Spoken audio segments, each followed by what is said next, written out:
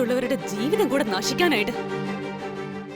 എന്ത് കണ്ടിട്ടാണോ നിന്നെ പോലൊരുത്തൻ അച്ഛനെ എന്റെ തലയിൽ കെട്ടിവെച്ചത്?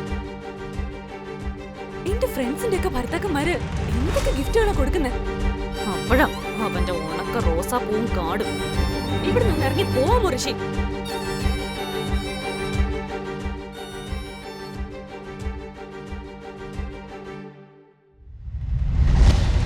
അച്ഛൻ പറഞ്ഞതനുസരിച്ച് ശ്രീലക്ഷ്മി ഋഷിയെ പോലെ ആരുമില്ലാത്തൊരു ദരിദ്രവാസിയെ കല്യാണം കഴിക്കാൻ തയ്യാറായെങ്കിലും അച്ഛനോട് അന്ന് അവളൊരു ഡിമാൻഡ് വെച്ചു. 10 പൈസ എടുക്കാൻ നിവർത്തിയില്ലാത്ത ഒരുത്തനെയാണ് താൻ കെട്ടിയതെന്ന് പുറത്താരും അറിയരുത്.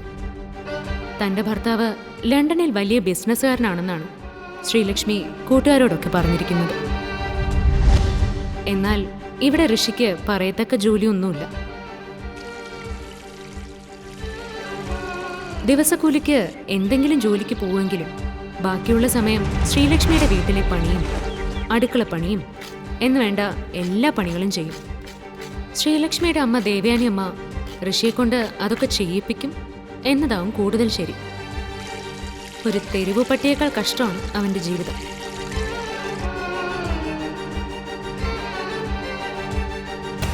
സാധാരണ ന്യൂ ഇയർ പോലുള്ള വിശേഷ ദിവസങ്ങളിൽ അവളുടെ കൂട്ടുകാരുടെ ഭർത്താക്കന്മാരൊക്കെ വളരെ വില കൂടിയ ഗിഫ്റ്റുകളാണ് ഭാര്യമാർക്ക് സമ്മാനിക്കുക.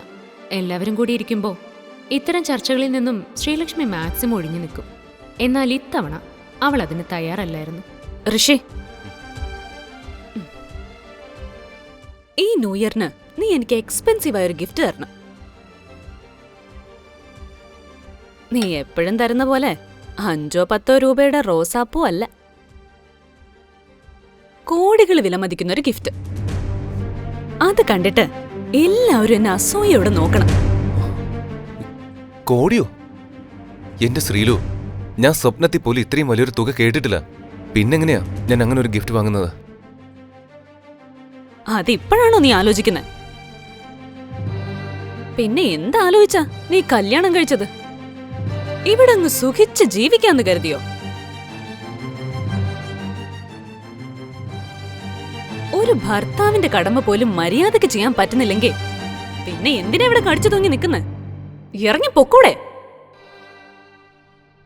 അവള് പറഞ്ഞതൊക്കെ അവന് നന്നായി കൊണ്ടു. വേറെ പ്രത്യേകിച്ചൊന്നും പറയാനില്ലാത്തതുകൊണ്ട് ഋഷി ഒരക്ഷരം മിണ്ടാതെ അവിടെ നിന്ന് ഇറങ്ങിപ്പോയി.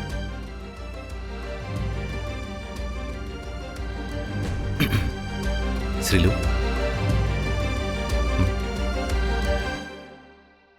വലിയ താല്പര്യത്തോടെ അല്ലെങ്കിലും അവൾ ആ പാക്കറ്റ് വാങ്ങിച്ച് തുറന്നു നോക്കി.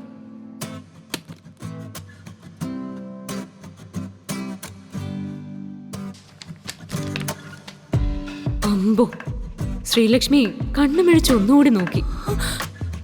ഓ മൈ ഗുഡ്നസ്, ഇത് സ്പെഷ്യൽ എഡിഷൻ ഫോണല്ലേ? എനിക്കറിയാം. നിനക്കിത് എവിടെ നിന്ന് കിട്ടി? അങ്ങനെയൊക്കെ കമ്പനി ഉണ്ടോ? ഇത് ഒറിജിനൽ ഒന്നും ആയിരിക്കില്ല, വല്ല ഡ്യൂപ്ലിക്കേറ്റ് ആയിരിക്കും. എന്റെ കയ്യിലുള്ള പൈസ കൊടുത്തപ്പോ ഇതാ കിട്ടിയത്. എങ്കിലും അവൾക്കൊരു സംശയം. കമ്പനിയുടെ ഡ്യൂപ്ലിക്കേറ്റ് ഫോൺ ഇത്രയും പെർഫെക്ഷനോടെ ഒരിക്കലും കിട്ടാൻ പോകുന്നില്ല. Hi madam. അതെ, ഈ ഫോൺ ഒറിജിനൽ ആണോ എന്ന് നോക്കൂ.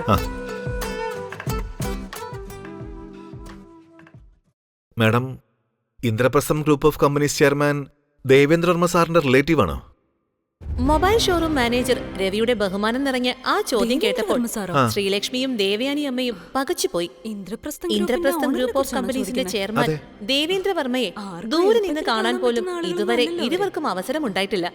കേരളത്തിലെ ഏറ്റവും വലിയ ബിസിനസ് കുടുംബങ്ങളിൽ ഒന്നായ ഇന്ദ്രപ്രസ്ഥം ഗ്രൂപ്പിന്റെ ഓഫീസിൽ പോകണമെങ്കിൽ പോലും അപ്പോയിന്റ്മെന്റ് കിട്ടാൻ മാസങ്ങൾ എടുക്കുമെന്ന് ഇരുവർക്കും അറിയാം. അല്ല, എന്താ അങ്ങനെ ചോദിച്ചേ? ഇതെന്ത് ചോദ്യം മാഡം? നിങ്ങളുടെ കയ്യിലുള്ള ഫോൺ കണ്ടാൽ അറിഞ്ഞൂടെ? ഇത് ഈ കമ്പനിയുടെ ഏറ്റവും പുതിയ ലിമിറ്റഡ് എഡിഷൻ മോഡലാ. ഗോൾഡാ കവർ ചെയ്തിരിക്കുന്നത്. പിന്നെ ഈ ഡിസൈനും ലോഗോയും ഒരുമിച്ച് ഒരിക്കലും ഡ്യൂപ്ലിക്കേറ്റ് ഫോണിൽ കൊണ്ടുവരാൻ പറ്റില്ല. ഇതുവരെ ഈ കമ്പനിയുടെ 2 ഫോണുകളാണ് വിറ്റുപോയിരിക്കുന്നത്. ഇന്ത്യയിൽ ഇത് വാങ്ങിയിരിക്കുന്നത് ദേവേന്ദ്ര വർമ്മ സാറാ. അല്ല, മാഡത്തിന് ഇത് ആരാ തന്നത്? അത് എന്റെ മോൾക്ക് അവളുടെ ഭർത്താവ് ഗിഫ്റ്റ് ചെയ്തതാ. ആണോ? മാഡത്തിന്റെ ഭർത്താവ് ദേവേന്ദ്രവർമ്മ സാറിനെ പോലെ ബിസിനസ് ചെയ്യുന്ന ആളാണോ? മോളെ ഋഷിയെ, ഈ ഫോൺ ദേവേന്ദ്ര സാറിന്റെ ഓഫീസിൽ നിന്ന് മോഷ്ടിച്ചതാ.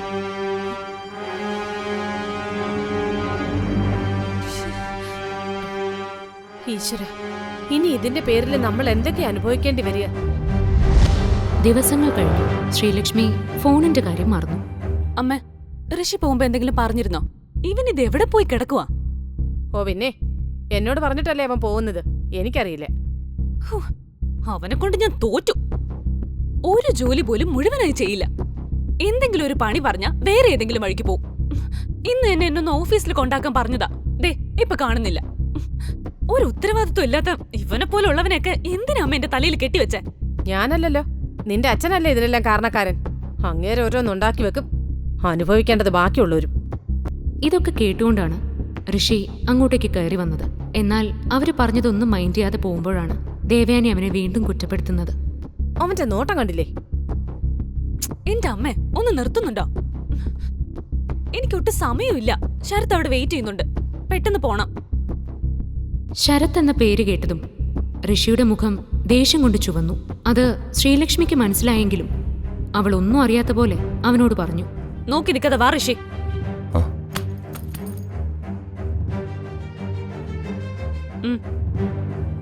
ദേ, ഇന്ന് നിനക്ക് ഞാനൊരു ലാസ്റ്റ് ചാൻസ് കൂടി തരാം. ഇതെങ്കിലും ഒന്ന് സമയത്തിന് ചെയ്യ്. ഇന്നും നീ കാരണം ഞാൻ ലേറ്റ് ആയി. അമ്മേ, ദേവയാനിയുമായി വഴക്കിടാറുണ്ടെങ്കിലും ശ്രീലു എന്തു പറഞ്ഞാലും അവനത് കേട്ടു നിൽക്കും.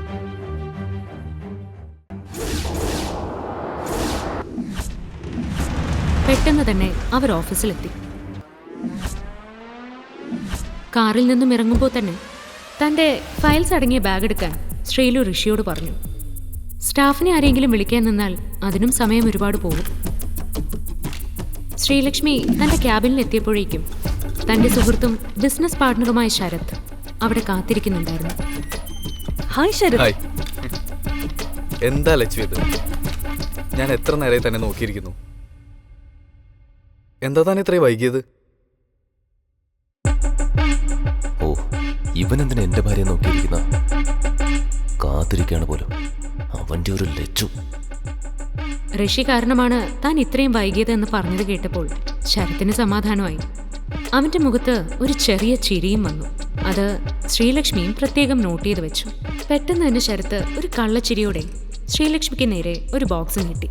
ഞാൻ എന്താ തനിക്ക് കൊണ്ടുവന്ന ഗിഫ്റ്റ് നോക്കിയേ. ഇത് ഈ ലോകത്ത് നിനക്ക് ഞാൻ മാത്രം തരാനേ വഴിയുള്ളൂ.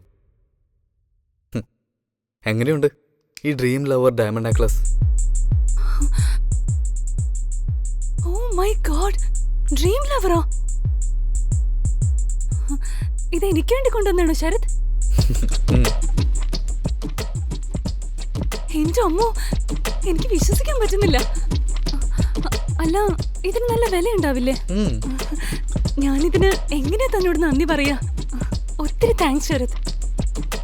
ഋഷിയുടെ മുന്നിൽ വെച്ച് അങ്ങനെ ഒരു കമന്റ് കേട്ടപ്പോൾ തന്നെ ശരത്തിന് സമാധാനമായി. ഋഷിയെ ഒന്ന് പുച്ഛിച്ച് ചിരിച്ചുകൊണ്ട് ശരത്ത് ക്യാബിനിലേക്ക് തിരികെ പോയി.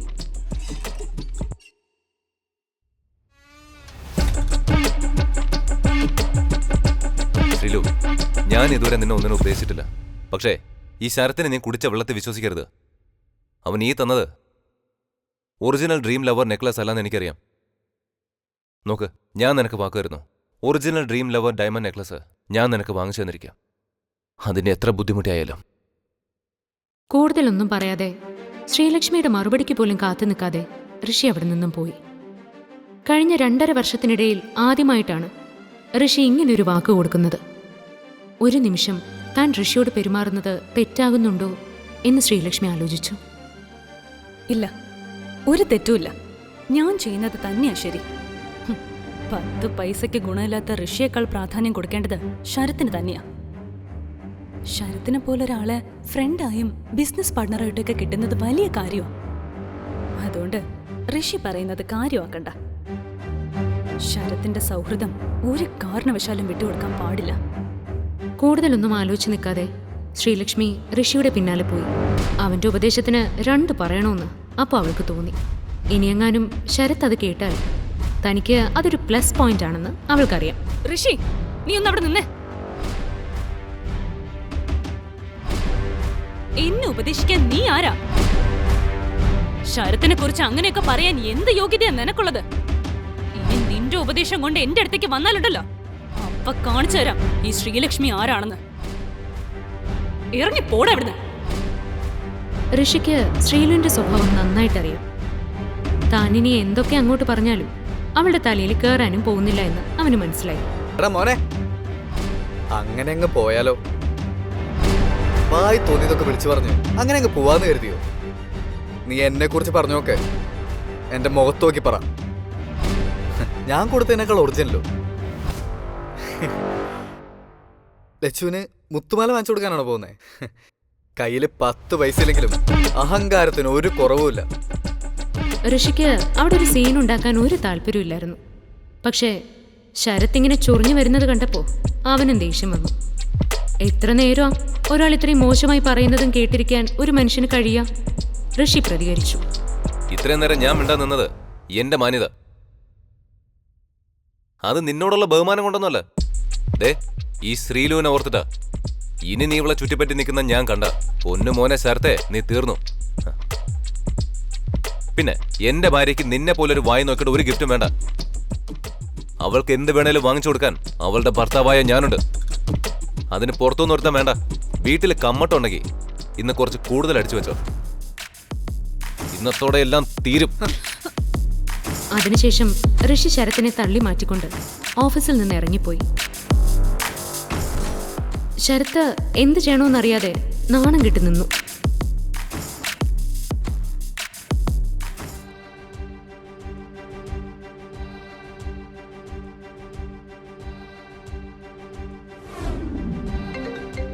മനസ്സാകെ ഡിസ്റ്റർബ്ഡ് ആയിരിക്കുമ്പോഴാണ് ഋഷിയുടെ ഫോണിലേക്ക് ആ കോൾ വന്നത്.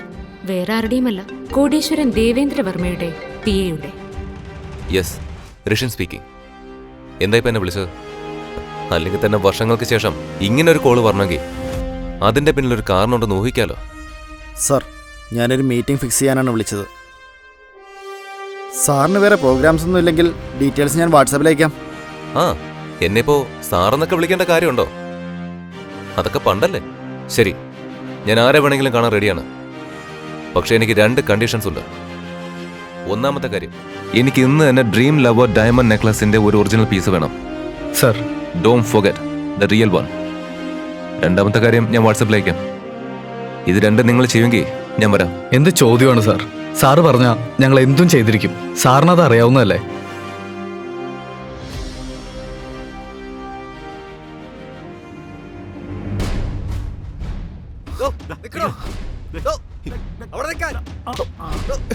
എങ്ങോട്ടാണ് ഇടിച്ചു കയറി പോകുന്നത്? നിന്നെ പോലുള്ള ലോക്കലുകൾക്ക് പറ്റിയ സ്ഥലമല്ലേ ഇത്? ഇറങ്ങി പോടാ. ചേട്ടാ, ഞാനിവിടെ വലിഞ്ഞു കയറി വന്നതല്ല, ഗസ്റ്റ് ആയിട്ട് വന്നതാ. ഫാമിലി കെട്ടുവത്. ഞാനിവിടെ നിന്ന് സമയങ്ങളല്ലേ? ഇത് വലിയ വലിയ ആളുകൾ വരുന്ന ഹോട്ടലാ. അല്ലാതെ നിന്നെ പോലുള്ള അലവലാദികൾക്ക് വേണ്ടിയുള്ളതല്ല. ഇറങ്ങി പോടാ. ഇതും പറഞ്ഞുകൊണ്ട് സെക്യൂരിറ്റി അവനെ പിടിച്ചു തള്ളുന്നു. അവൻ ചെന്ന് വീണത് അംഗരക്ഷകർക്കൊപ്പം അവിടേക്ക് വരികയായിരുന്ന ഓസ്റ്റിൻ സ്പേസസിന്റെ ഓണർ ലക്ഷ്മൺ വാര്യരുടെ മുന്നിലേക്കായിരുന്നു. ഉടൻ ലക്ഷ്മൺ വാര്യർ ദേഷ്യത്തോടെ സെക്യൂരിറ്റിയോട് ചോദിച്ചു, എന്താണ് ഇതൊക്കെ? ആരാ ഇവൻ? എന്റെ സാറേ, ഈ അലവലാതി അകത്തേക്ക് വരണമെന്ന് പറഞ്ഞ് ബഹളം വെക്കുക. ഇപ്പൊ മാറ്റിത്തരാം. എഴുന്നേറ്റ് വന്ന ഋഷിയെ കണ്ട് ലക്ഷ്മൺ വാര്യർ ഞെട്ടി. അയ്യോ, ഋഷിൻ സാർ, സാറായിരുന്നു ഇത്. ക്ഷമിക്കണം, എനിക്ക് ആളെ മനസ്സിലായില്ല. പൊറുക്കണം സാർ. ഈ നഗരം മുഴുവൻ പേടിയോടെ മാത്രം കാണുന്ന തന്റെ ബോസ് ഇങ്ങനെ ഒരുത്തന്റെ മുമ്പിൽ ക്ഷമ ചോദിക്കുന്നത് കേട്ടപ്പോൾ സെക്യൂരിറ്റിക്ക് അത്ഭുതമായി. ആരാണ് ഋഷിൻ എന്നറിയാൻ അയാൾക്കും ആവേശമായി. സത്യത്തിൽ ആരാണ് ഋഷിൻ? ഋഷിൻ ശരിക്കും പണക്കാരനാണോ?